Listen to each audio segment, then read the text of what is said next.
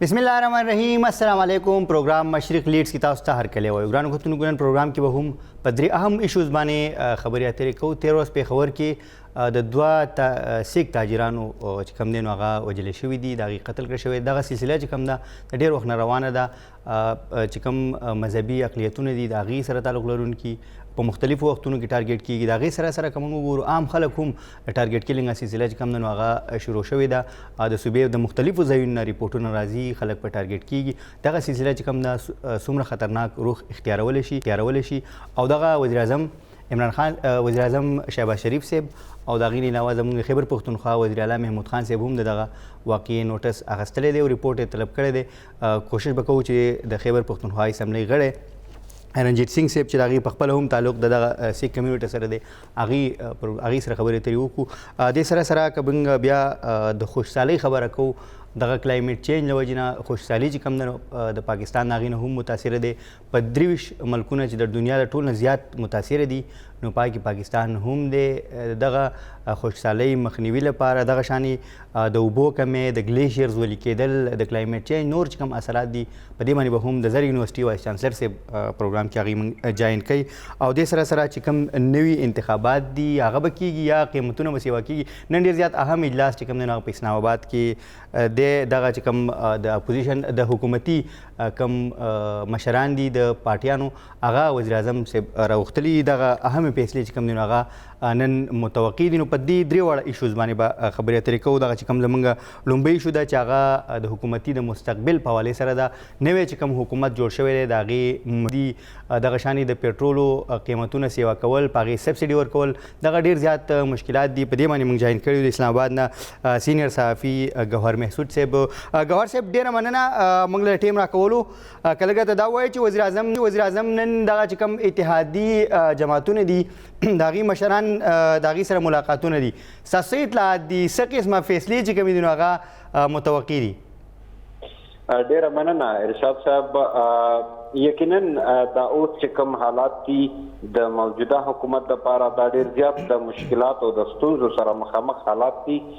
نن وزیر اعظم شهباز شریف سرچینې دا دعوه لري چې د اتحادیانو یې خپل یو غونډه راغوښتې ده او په هغې غونډې کې به دوی اصلاحګانې او مشورېګانې کوي. خو میا شهباز شریف چې کوم وزیر اعظم دی هغه د اتوار په ورځ د لندن نه واپس راغی او هلته د دوی د مسلم لیگ نون چې کوم مشر دی او د رور هم د میا نواز شریف د هغې سره هم ملاقاتونه کړي وو. په هغې کې هم ورسره اصلاحګانې او مشورې کړي دي. د نن چې کومه غونډه راغوښتې ده لږ ساعت مخکې دا اطلاعات راتلل چې د ایم کیو ایم مشرانو د خالد مقبول صدیقي په مشرۍ کې د شهباز شریف سره ملاقات کړی دی او خپل مطالبات او خپل چې کومې معاهدې د دوی سره د اتحاد په وخت باندې شوې وي هغه هم ورته وړاندې کړي دي. او د هغې نه علاوه د مولانا فضل الرحمن او آصف علي زرداري سره هم نن د میا شهباز شریف ملاقات دی او په هغې ملاقات کې به دوی په دوه بنیادي څیزونو باندې صلاح او مشوره سره کوي. په هغې کې چې په ټول نه غټه کومه خبره ده اول دا چې آیا دغه حکومت مونږ مخ په وړاندې روان کو وی چلو او که مونږ د الیکشن اعلان وکړو زر تر زره، ځکه چې عمران خان هم په خپلو جلسونو کې د پی ټی آی د طرف نه دا خبره مخکې راځي چې الیکشن د زر تر زره اعلان وشي. او دویمه خبره دا ده چې که مونږ د الیکشن اعلان نه کوو د راتلونکي وخت کې د حکومت د بدلون اعلان نه کوو نو آیا بیا مونږ د ګراني او خاص کر د تیل چې کوم قیمتونو کې اضافه کیږي، د ډالر په قیمتونو کې اضافه کیږي، په کاروبار باندې ډېر غټ اثر پرېوتی دی، بېروزګاري هم ورسره زیاتېږي. او آیا که په دې باندې مونږ صلاح او مشوره وکړو د دې دپاره لار وباسو؟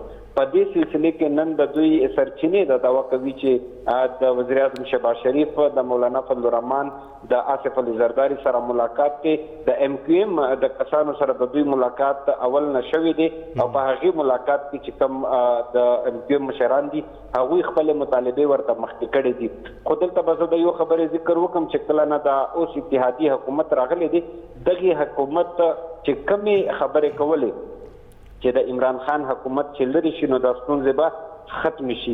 تر اوسه پورې هغه ستونزې لا ختم شوې نه دي او عوام هم په دې باندې په خیال کې دي چې دا څه وجوهات دي ولې ختمېږي نه. ګوهر صاحب کم چې کم وفاقي وزیران دي په کم تیر وخت کې چې موږ تل پاکستان تحریک انصاف وفاقي وزیران چې کوم نو هغه په دې اپوزیشن پسې لګیا او دیو خلاف بیانونه ورکول.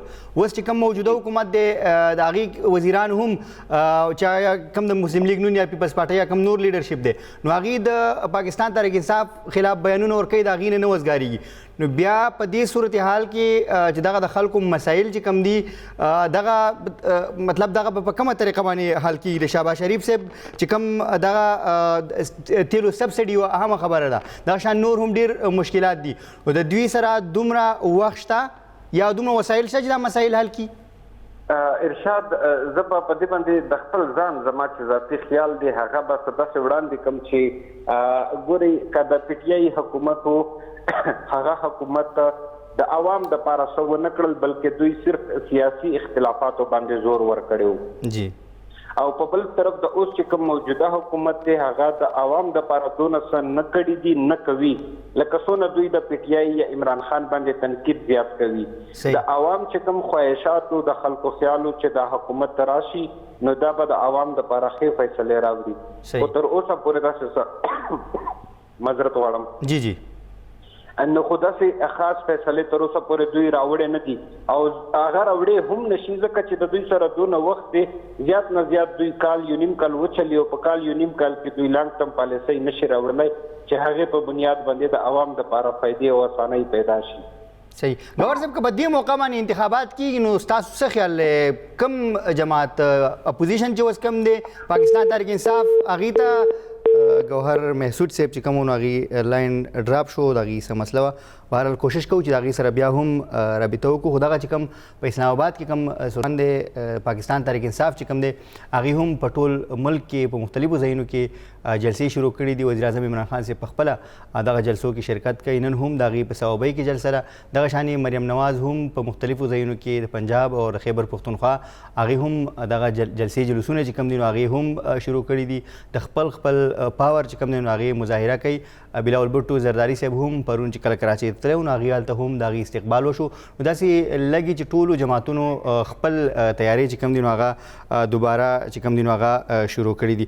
ګوهر صاحب که لږه ته دا هم ووایئ چې تاسو دغه وزیر اعظم عمران خان صاحب به وي چې که زه د حکومت نه لرې شم نو ډېر زیات به زه خطرناک شم. اوس هغې هم جلسې شروع کړي دي د مسلم لیگ نون لخوا هم جلسې دي. څومره دباو دی په دې وخت کې په حکومت باندې؟ بالکل ارشاد اول خو بخښنه غواړم لاین کټ شو. په دې کې شک نشته دی چې په دې وخت په موجوده حکومت باندې ډېر غټ پریشر دی او لکه څنګه عمران خان ویل چې ځکه د حکومت نه درته کوز شم زه به ډېر خطرناک شم نو هغې خبرې یقینا صحیح ثابتېږي روانه ده. هغې دوه درې وجې دي. یو غټه وجه دغه ده چې د حکومت چې دی دا د یو پارټۍ نه دی بلکې د اتحادیانو حکومت دی. په یو طرف باندې د مولانا فضل الرحمن او آصف علي زرداري یعنی جمعیت علماء اسلام او پیپلز پارټۍ دوه داسې جماعتونه دي چې د هغې د نظریات یا د دوی چې کوم منشور دی د هغې په بنیاد کې ډېر غټ اختلاف دی او دا حکومت په اوږده توګه نشي چلېدلی. او بل اوس دوی چې کله مخکې الیکشن اعلان کوي نو اتحادیان هم دي او دوی به خپلې سیاسي هلې ځلې هم جاري ساتي. زه به مثال درکړم له کابل ورځ زما د فیصل کریم کونډي سره خبره کېدله هغه هم د ډیره اسماعیل خان نه الیکشن لړاو کوي او مولانا فضل الرحمن هم د ډیره اسماعیل خان نه دی او دوی اوس په د موجوده وخت باندې اتحادیان هم دي. داسې په مختلفو حلقې کې د دوی تکړه تکړه چې کوم لیډران دي هغه د یوې حلقې نه په یو ځای باندې دي. نو په دې څیزونو باندې دوی کوشش کوي چې په موجوده وخت کې کم حکومتي وزیر خپل کار کوي هغه د خپل نامو په بنیاد وکړي بلکې د حکومت په بنیاد باندې ونه کړي ځکه چې د راتلونکي وخت هم د دوی په نظر کې دی او بل طرف ته نون لیگ نه غواړي چې څه داسې فیصلې وکړي چې هغه ډېرې غیر مقبولې فیصلې وي ځکه چې دا کریډټ یا د دې نقصان چې رسي دا به بیا موجوده حکومت یا مسلم لیگ نون ته رسي. په دې بنیاد باندې دوی په داسې حالاتو کې گیر دي چې هغه داسې فیصلې نشي کولی چې عوام دپاره د بهترۍ ذریعه وي. او په بل طرف باندې عمران خان چې کومې جلسې جلوسونه شروع کړي دي مونږ وکتله بله ورځ په سیالکوټ کې ګډې وډې سره جوړې شوي په مختلف ښارونو کې دوی چې جلسه کوي او حکومت یا انتظامیه ورته مشکلات جوړوي او په هغې باندې بیا انسوګیز شي او معامله خرابه شي. نو دا ټول څیزونه که مونږ یو ځای ته راغونډ کړو په ملک کې زمونږ چې کوم معاشي نظام دی یا کوم روزګار دی هغه هم ډېر زیات متاثره کېږي او حکومت چې کومې دعوې کولې اتحادیانو چې دا حکومت چې لرې شي د پی ټي آی نو دوی به ډېر ښه حکومت راولي او د عوام ژوند به آسان کړي. هغه آساني تر اوسه پورې عوام په نظر ورځي نه چې څونه آساني به دوی ته جوړه شي یا به نشي جوړه. صحیح. ګور صاحب څه ګڼئ په دې موجوده حالاتو کې د پاکستان تحریک انصاف دغه لویه مطالبه چې کوم ده هغې وایي چې موږ یوه ورځ هم نه ایساریږو د دغه انتخاباتو اعلان دې زر تر زره وکړی شي. نو که فرض کړه واقعي دغه الیکشن طرف ته ځي ټول جماعتونه او انتخابات کېږي نو تاسو څه ګڼئ چې پاکستان تحریک انصاف ته زیاته فایده کیدی شي که نور چې کوم موجوده په حکومت کې کوم جماعتونه دي فایده چاته زیاته کیدی شي؟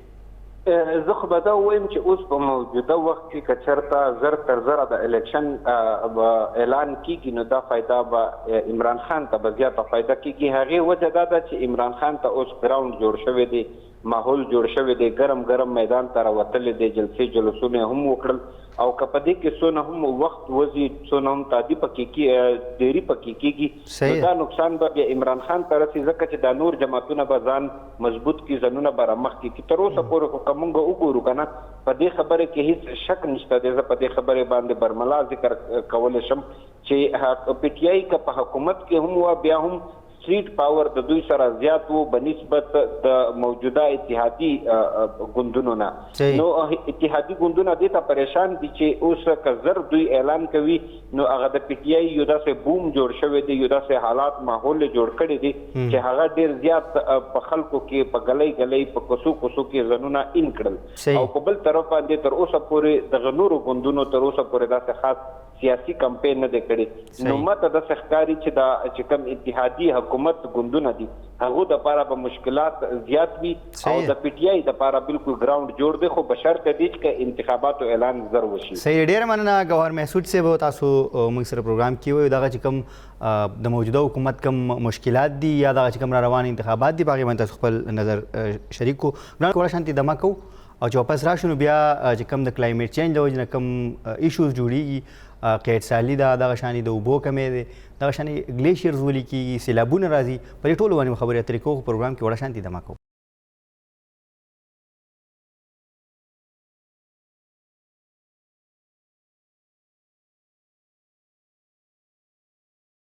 د مې نه پس یو ځل بیا پروګرام کې تاسو ته هرکلی وایو. د پروګرام په دې برخه کې به خبرې اترې کوو د کلایمیټ چینج د اثراتو په حوالې سره چې پاکستان د نړۍ په هغه 30 ملکونو کې شامل شوی دی چې کوم د ټول نه زیات د وچوبې نه یا د خشکسالۍ نه متاثره دي. دې سره سره د اوبو مقدار چې کوم دی نو هغه کې هم کمی روان دی او ګرمیانو چې کوم دي نو د هغې دورانیه سیوا کېږي، د یخنیانو دورانیه کمیږي، د ډېر د ګرمۍ او دغه شانې درجه حرارت سیوا کېدو سره چې کوم ګلیشیرز دي نو هغه هم ویلي کېږي. د دې ټولو وجوهات څه دي په دې باندې موږ جاین کړي یو پروګرام کې د زر یونیورسټي پېښور وایس چانسلر پروفیسر ډاکټر جانبخش صاحب. ډاکټر صاحب تاسو پروګرام کې هرکلی وایم. یو جهان مننه. ډېره مننه. ډاکټر صاحب کله راته دا ووایي چې د پاکستان چې کوم د خوشحالي ده یا وچوبه ده دغه زیات چې کوم متاثره ملکونه دي په هغې کې شامل شوی دی، وجوهات څه دي؟ همدا د کلایمیټ چینج دغه دي که نور څه وجوهات کیدی شي؟ د دې مختلف وجوهات دي. زه به په نمبر راشم. جی جی. د ټول نه غټه وجه زمونږ په آبادۍ کې زیاتوالی دی. دویم نمبر کلایمیټ چینج دی، موسمي تبدیلي چې د کمی د وجې نه یا خو ډېر بارانونه کېږي په یکدم باندې یا وچوبه راځي، ډراوټ چې ورته موږ وایو، خوشحالي. بل زمونږ دلته چې کوم د زراعتو کوم پریکټسز دي هغه صحیح نه دي او بل زمونږ چې کوم د زراعتو دپاره کم نهرونه، نالۍ او سیندونه یا کم ولی چې استعمالیږي د هغې انفراسټرکچر یعنی د هغې ساخت صحیح نه دی او بل دلته زمونږ د اوبو د وجې نه د دې صوبو په منځ کې جګړه هم ده. نو دا مختلف وجې دي چې د دې د وجې نه دلته د اوبو دغه مسله ورځ ته ورځه ګمبیر کېږي. که موږ وګورو نو پاکستان 19 ملکونه داسې دي چې هلته کې د اوبو بحران دی او پاکستان په 14 نمبر دی. د دې مطلب دا دی چې که دا کم حالات چې دي دا د دې دپاره تدارک ونه شو نو ډېره زر ده بلکې د 2025 پورې مونږ دا تخمینه لګوو چې پاکستان کې به د اوبو یو غټ بحران راځي. که تاسو وګورئ پاکستان 150 نمبر ملک دی چې هغه کم چې اوبه مونږ د ځمکې نه راوباسو یا کمې ورته ورکوو نو دا مونږ په 150 نمبر یو. جی زمونږ نه صرف 18 ملکونه دي چې د دې مطلب دا دی چې مونږ ډېر په تیزۍ سره د ځمکې کم اوبه دننه دي په تیزۍ سره راوباسو خو هغې ته واپس ریچارج نه کوو نو دغه هم یو ډېره غټه وجه جوړیږي. که تاسو وګورئ نو زمونږ د اوبو چې زیات استعمال دی په زراعتو کې دی تقریبا 94% 94%. د سکلو دپاره مونږ تقریبا 5.3% او داسې د انډسټري دپاره 0.8% یعنی دا استعمالو. جی دلته که تاسو وګورئ زمونږ د آبادۍ خبره به وکړو نو د 1972 نه ونیسه تر 2020 پورې زمونږ په آبادۍ کې 2.6 ټایمز اضافه شوې ده. که تاسو زمونږ ګاونډي هیواد د بنګلادیش سره دا مونږ وګورو نو هلته 1.5 ټایمز. نو چې کله آبادي زیاتیږي نو ظاهره ده چې د هغوی ضرورتونه هم زیاتیږي د پخلي دپاره د هغوی دپاره په زراعتو کې خوراک زیاتولو دپاره. که تاسو وګورئ په دغه شانتې زمونږ چې کوم اوبه دي زمونږ دلته دا تقریبا 0.9% اضافه کیږي سالانه جی زمونږ په ضرورت کې. خو زمونږ چې د اوبو کم مقدار دی 246.8 بلین کیوبیک میټر دا هم عقد یا کې څه اضافه نه ده شوې. نو که تاسو وګورئ په 1971 کې د یو سړي په سر باندې تقریبا 3478 کیوبیک میټر اوبه به وي جی د یو کس په سر باندې. اوس دا راغلی دی 1117 یعنی دومره زیات کمی راغلی دی زمونږ په د اوبو په دې 50 کاله کې. په 1900 اوس چې کم دی تقریبا مونږ چې اوبه راکاږو د ځمکې نه نو هغه تقریبا 2% دي او کمی چې ورکو 80% او دا ډېر زر ده چې دا 80% ته لاړ شي. دغه شان زمونږ دلته چې کومه مسله ده هغه بیا به دغه طرف ته راشو د کلایمیټ چینج طرف ته. دا خو د آبادۍ چې کم اثرات دي زمونږ په معاشرې باندې او بیا د اوبو په استعمال باندې. آبادي زیاتیږي زمونږ د اوبو هغه کم ذخیرې چې دي هغه کمیږي نو دغه وجې نه مسله جوړه ده. بل کلایمیټ چینج کې زیات مسله دا ده چې زمونږ د مونسون د کم چې د پشکال بارون د هغې هغه ترتیب تبدیل کړی دی. که تاسو وګورئ په دې ژمي کې دومره بارانونه نه دي شوي.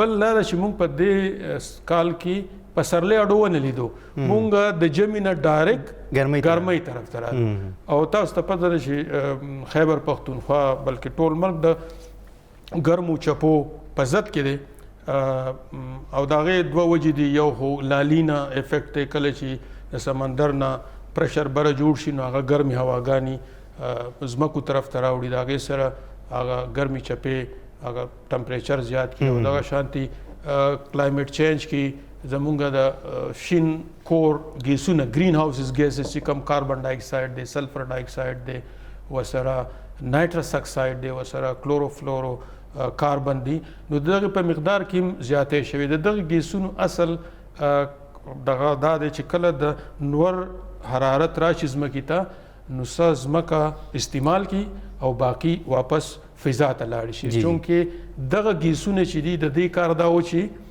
دا زیات پرې نه دي چې د ځمکې درجه حرارت زمونږ د قابلي زمونږ د ژوند لپاره. خو هغه ګیسونه اوس دومره زیات شوي دي چې دا بیخي بالکل فضا ته نه پرېږدي. د دغې په وجه زمونږ په درجه حرارت کې ډېر زیات اضافه شوي ده.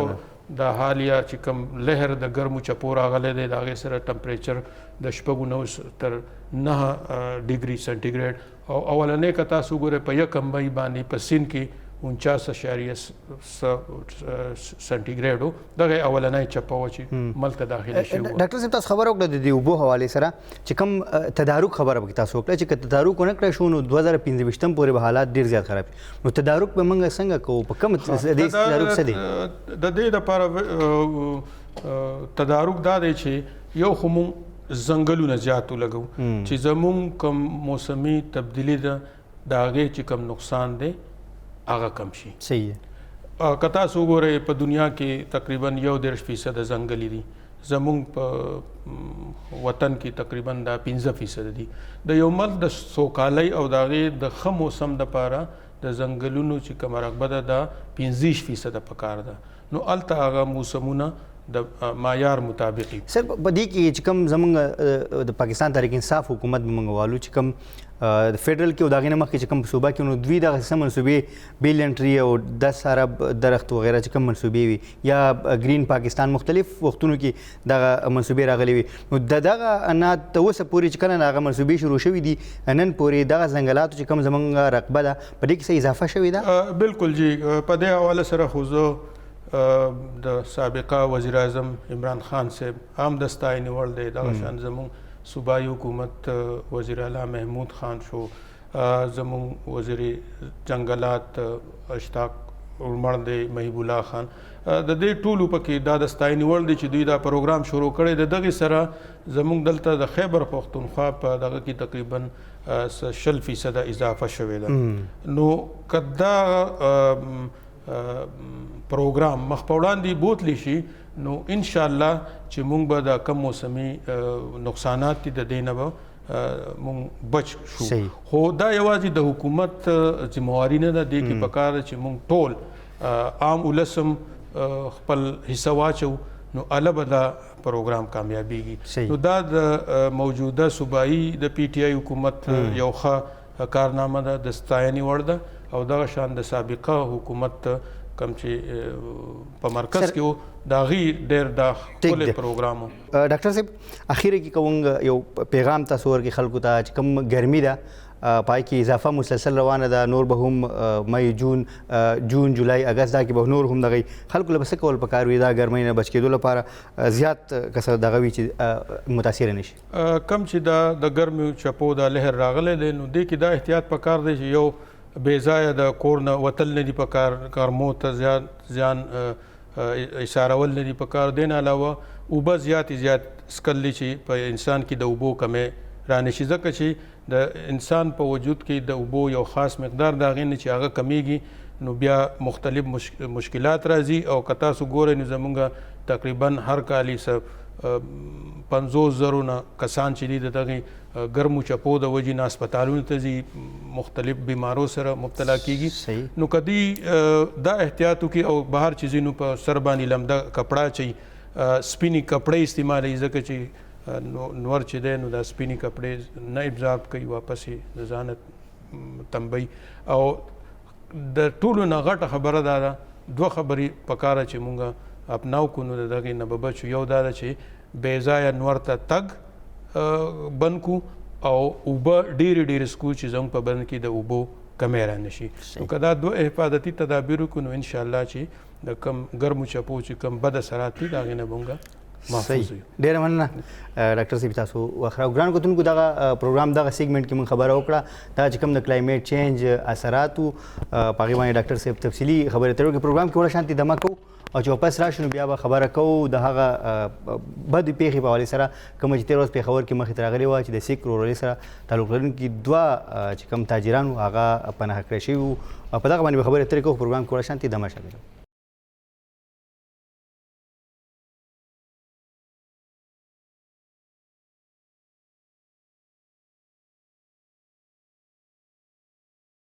د مې نه پس یو ځل بیا پروګرام کې تاسو ته هرکلی وایو. تېره ورځ پېښور کې د سیک ورورۍ سره تعلق لرونکي دوه تاجران چې کوم وو نو هغه ټارګېټ کیلنګ کې هغې پناه کړی شوي وو. دغه سلسله چې کوم ډېر وخت نه روانه ده، مذهبي چې کوم اقلیتونه دي د هغې سره تعلق لرونکي دغه شانې عام خلک چې کوم دي په مختلفو ځایونو کې هغې هم پناه کېږي. وزیر اعظم شهباز شریف صاحب او وزیر اعلی خیبر پختونخوا محمود خان صاحب هم دغه نوټس اخیستی دی او هغې هدایت کړی دي چې زر تر زره دي دغه قاتلان ګرفتار کړی شي. موږ سره دا وخت د جمعیت علماء اسلام د خیبر پختونخوا اسمبلی غړي رنجیت سنگھ صاحب موجود دی پروگرام کے. تاسو ته پروگرام کې هرکلی وایم. ډېره شکریہ. ہاں جی بہت شکریہ. یہ بتائیے گا کہ اس طرح کے جو واقعات ہیں تسلسل کے ساتھ جاری ہے اور مذہبی اقلیتی جو ہے ان کو بھی نشانہ بنایا جا رہا ہے, عام لوگوں کو بھی نشانہ بنایا جا رہا ہے, تو آپ کے خیال میں ان واقعات کے پیچھے کون ہے اور ان کے مقاصد کیا ہے؟ دیکھیں جی, سب سے پہلے میں آپ کے چینل کا شکریہ ادا کرتا ہوں کہ آپ نے منارٹیز کے ایشو کو ترجیح دی. بات ایسے ہے کہ یہ جو آج کا کل جو یہ واقعہ ہوا سکھ کمیونٹی کے ساتھ, اسے میں آج بھی بار بار یہ کہتا رہا کہ یہ نیا واقعہ نہیں تھا. آج سے پہلے بھی ہو چکے, تقریباً 2 درجن کے قریب ایسے واقعات ہو چکے ہیں اس سے پہلے بھی. لیکن افسوس کے ساتھ کہنا پڑتا ہے کہ ہماری حکومت ان معاملات میں سوئی پڑی ہوئی ہے.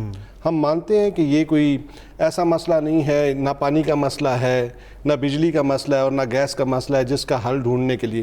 لیکن ریاست کا کام ہوتا ہے, ریاست ماں ہوتی ہے جو اپنے بچوں کو سیکیور رکھے گی جی, اور وہ ہر ٹائم اس کوشش میں ہوتے ہیں کہ وہ اپنے بچوں کو کیسے سیکیور رکھیں. اور منارٹیز بھی اس وقت اس حکومت کے اندر, اس ملک کے اندر ایک بچوں کی حیثیت رکھتے ہیں. یہ ہمارا ملک ہے, ملک پاکستان ہم سب کا ہے.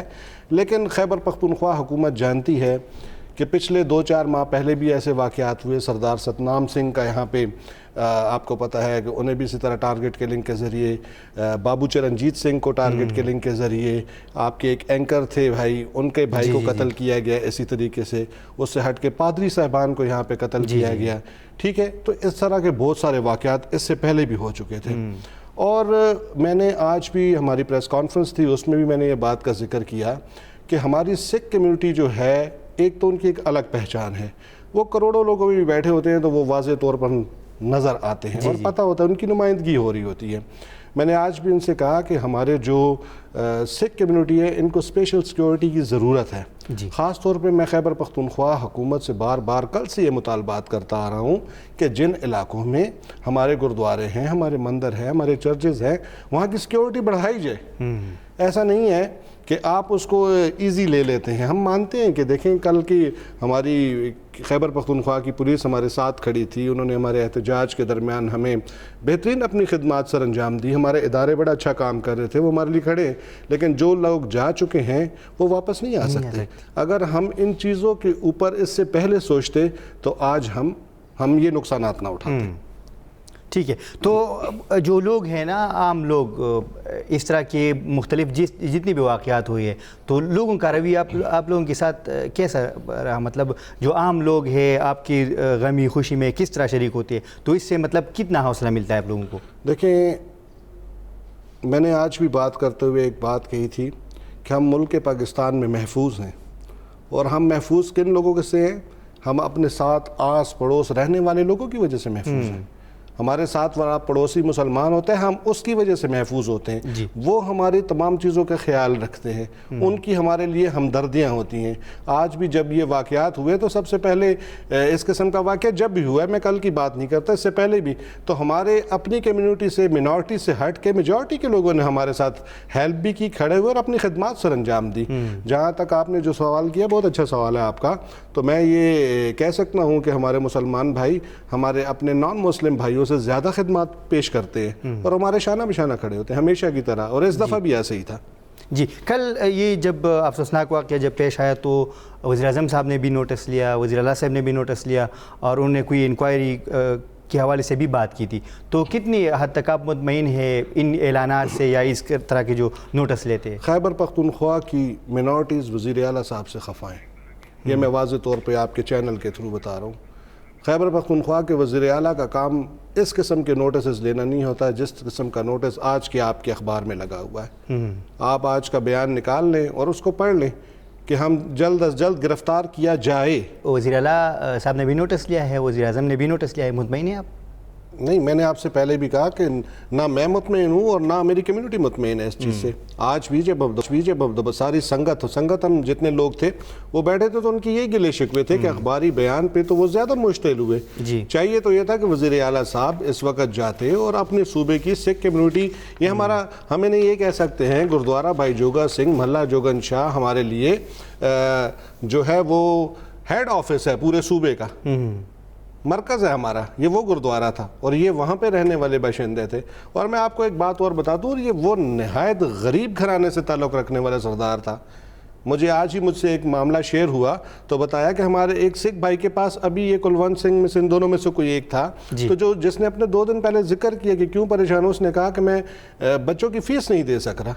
انہی چیزوں پہ آج بات کرتے ہوئے ہم نے صوبائی حکومت سے مطالبہ کیا کہ آپ اس پہ انڈومنٹ فنڈ رکھیں جو ایسے کیسز کے اندر ان بچوں کی کفالت کر سکے. یہ کاروباری لوگ ہیں ہمارے لوگ تو یہاں صوبے میں رہنے والے جو ہماری سکھ کمیونٹی ہے وہ زیادہ تر آپ دیکھ رہے ہیں کہ وہ کاروبار کرتے ہیں. ان کا رجحان کسی بھی جاب کی طرف نہیں ہے، ہر بندہ اپنا اپنا کاروبار کرتا ہے. میں ایک MP ہوں لیکن میں بھی اپنا کاروبار کرتا ہوں. ہم لوگ کاروباری لوگ ہیں. تو آج جو شخص ہم سے اس دنیا سے چلا گیا اس کے چھوٹے چھوٹے بچے ہیں، ان کا سلسلہ کون چلائے گا؟ ایسی چیزیں یہاں کرنے کی ضرورت تھی. آپ نے کہا وزیر اعلیٰ صاحب کو تو چاہیے تھا کہ وہ آج جلسے کی تیاری نہ کرتے، چاہیے تھا صوبے کے اندر اتنا بڑا واقعہ ہو گیا وہ اپنا جلسہ پوسٹ پون کرتے اور آ کے اپنے لوگوں کو لے کے یہاں آ کے بیٹھتے. کل کے ہونے والے احتجاج میں سکھ کمیونٹی کی ناراضگی کی مین وجہ یہ تھی کہ صوبائی حکومت کا کوئی نمائندہ نہیں آیا. ایون کہ ایڈوائزر ٹو CM وزیر زادہ صاحب نے ایک مذمتی بیان تک نہیں لگایا. آپ انہیں دیکھ لیں، خدا نہ خواستہ چترال ہمارے بھائی ہیں، وہ ذرا سی کوئی مسئلہ ہو یہاں سے ہیلی کاپٹر پہ بیٹھتے ہیں اور وہاں پہنچ جاتے ہیں. وزیر اعلیٰ صاحب ہیلی کاپٹر لے کے چلے جاتے، لیکن یہاں سب سکھ کمیونٹی کو نظر انداز کیا گیا، جس پہ ہماری ناراضگی بھی ہے، ہم ان سے خفا بھی. مسائل کیا ہے، مشکلات کیا ہے، اور ان کے حل کے لیے جو آپ تو حکومت سے شاکی ہے، تو فیڈرل میں جو حکومت ہے اب اس میں مولانا صاحب بھی ان میں شامل ہے آپ کی جو پارٹی کی ہے، تو ان سے کچھ توقعات ہے آپ لوگوں کی، اور مسائل مشکلات کیا ہے؟ آپ وہی بات کرتے ہیں. بات یہ ہے کہ میں اب یہ اسٹوڈیو میں بیٹھ کے ایک دفعہ ایسا ہوا کہ MMA کی حکومت تھی اور وزیر اعلیٰ دورانی صاحب تھے، وہ ایبٹ آباد سے گزر رہے تھے. گزرتے ہوئے روڈ پہ انہیں کرسچن کمیونٹی کا ایک چرچ نظر آیا جس کی حالت بہت خراب تھی اور وہ بند پڑا تھا. وہ اتر کے گئے گاڑی سے اور انہوں نے وہیں اس کے آرڈرز کی اور وہ چرچ تعمیر بھی ہو، اور یہ سب لوگ جانتے ہیں. ہم چیف منسٹر سے پچھلے جو ان کا یہ ٹینیور ہے ہم کہہ لیتے ہیں 18 سے لے کے ابھی تک کا، اس میں ہم ان سے مطالبات ہی کرتے رہ گئے کہ دیکھیں ہماری فوتگی ہو جاتی ہیں تو ہمیں DI خان سے میت اٹھا کے اٹک شمشان گھاٹ جانا پڑتا ہے. صحیح. میں اسمبلی فلور کے اوپر بھی اور اسمبلی فلور کے باہر بھی اور آپ لوگوں کے دوستوں کے ساتھ میڈیا کے توسط سے بھی یہ بات ہمیشہ کرتا آیا ہوں کہ صوبہ خیبر پختونخوا میں ہندو اور سکھ کمیونٹی کو شمشان گھاٹ کا بہت مسائل ہے. اسی طرح مسیحی لوگوں کو قبرستانوں کے بھی بہت سارے مسائل ہیں، لیکن چونکہ ان کے لیے پھر بھی کچھ نہ کچھ انتظامات ہیں. لیکن میں آپ کو بتا سکتا ہوں کہ اگر ٹانک اور ڈیرہ اسماعیل خان میں رہنے والے کسی بندے کی ہندو سکھ کمیونٹی میں سے اگر کسی کی موت واقع ہو جاتی ہے تو اس کو شمشان گھاٹ کے لیے سیدھا اٹک آنا پڑتا ہے یا کوہاٹ آنا پڑتا ہے. تو اس واقعے کو ہم نے کئی بار، جب ٹرین حادثہ ہوا اس وقت اس میں بھی 20 سے 22 لوگوں کی جان گئی، اس وقت بھی آپ لوگ ہمارے ساتھ موجود تھے اور ہم تمام میتوں کو لے کے اٹک گئے تھے، آپ کو اچھی طرح یاد ہوگا. اور اس بار بھی کل آپ نے دیکھا کہ احتجاج کے دوران کچھ لوگ احتجاج کر رہے تھے اور کچھ لوگ بار بار اس بات کا ذکر کر رہے تھے کہ شام ہو رہی ہے ابھی ہمیں اٹک کا سفر کرنا ہے. تو یہ سب سے مین کام ہے اس حکومت کے لیے. انہیں چاہیے تھا کہ ابھی تک یہ شمشان گھاٹ خریدے ہوتے. ADP کے اندر انہوں نے اس کے لیے رقم بھی مختص کی، لیکن میں یہ سمجھتا ہوں کہ تمام ڈسٹرکٹ پہ جہاں جہاں ہمیں شمشان گھاٹ کے لیے زمین درکار تھی، جہاں جہاں پہ ہمیں انہیں دوبارہ سے تعمیر کرنا تھا، تو وہاں کے DC حضرات، ڈپٹی کمشنرز جتنے، ان کی کوئی ذاتی دلچسپی نہیں ہے. میں آپ کو بہت سارے ڈسٹرکٹ کے ایسے نام لے سکتا ہوں جہاں پہ فائلیں ان کی ٹیبل پہ پڑے ہوئے آج سوا سال گزر گیا ہوا ہے، اور جب بھی ہم انہیں فون کرتے ہیں انہوں نے کہا سر صبح ہم بھجوا رہے ہیں. تو یہ وزیر اعلیٰ کی نہ دلچسپی لینے کی وجہ سے، ایڈوائزر ٹو CM جو ہے ہمارے وزیر زادہ صاحب کی دلچسپی نہ لینے کی وجہ سے آج تک کمیونٹی ان چیزوں سے محروم ہے.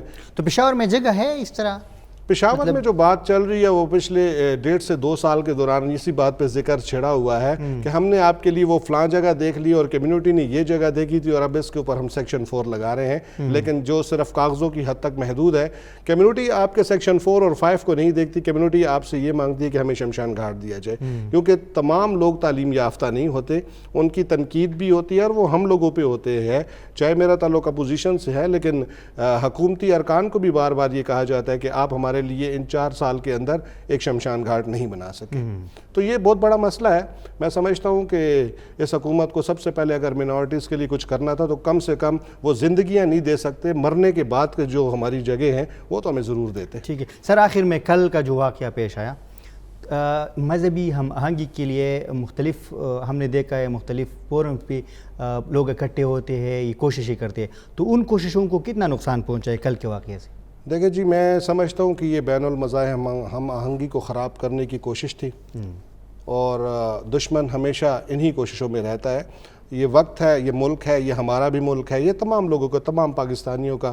ہم بھی اتنے ہی پاکستانی ہیں جتنے ایک مسلم پاکستانی، چاہے ہمیں منارٹیز کے نام سے مخاطب کیا جاتا ہے، لیکن اس ملک کو بنانے میں ہمارے بڑوں کا خون شامل ہے، اور یہ ہم بڑے گرو کے ساتھ کہتے ہیں.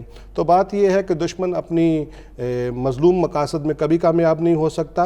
میں یہ سمجھتا ہوں کہ ایسے واقعات اس سے پہلے بھی ہوئے تو ہم نے ہمیشہ پاکستان زندہ باد کا نعرہ لگایا، اور ہمیں اپنی پاک فوج پہ، اپنے پولیس ڈپارٹمنٹس میں، اپنی فورسز پہ، تمام ان اداروں پہ ہمیں مکمل اعتماد بھی ہے. ہم سمجھتے ہیں کہ آپ جانتے ہیں کہ ہمارا پڑوس ملک اس طاق میں ہمیشہ بیٹھا رہا ہے. میں واضح طور پہ بات کرتا ہوں کہ ہندوستان نے ہمیشہ ایسے واقعات میں جب بھی آ کر کوئی بھی بیانات دیے تو انہوں نے ہماری داد رسی نہیں کی، بلکہ پہلے 2 الفاظ کے بعد تیسری بات ان کا نمک چھڑکنے کے برابر ہی ہم نے سمجھا ہے. اور کل بھی ایسے بیانات آتے رہے، لیکن اس کی بھی بین وجہ میں یہ سمجھتا ہوں کہ اگر ہماری صوبائی حکومت وقت پر پہنچ کر اپنے ان لوگوں کے ساتھ ان کے دکھ میں، ان کے غم میں بیٹھ جاتی تو کل ہم نہ سڑکوں پہ ہوتے، نہ ہمارے احتجاج ہوتے، اور نہ پوری دنیا میں ہمارا یہ تماشا دیکھا جاتا. اس کا بھی میں یہ سمجھتا ہوں کہ صوبائی حکومت کو خیال رکھنا چاہیے تھا، وہ پہنچتے اور اس کے اوپر کوئی نہ کوئی اقدامات ضرور کرتے. ٹھیک ده، بہت شکریہ رنجیت سنگھ صاحب. ګرانو کتونکو دغه د خیبر پښتونخوا اسمبلی کې جمعیت علماء اسلام چې کوم ایم پی ای رنجیت سنگھ صاحب چې دغه ټول چې کوم پرون واقع شو په هغې باندې خپل نظر هغې شریک کو. دغه چې کوم واقعات کېږي دغه یو تسلسل دی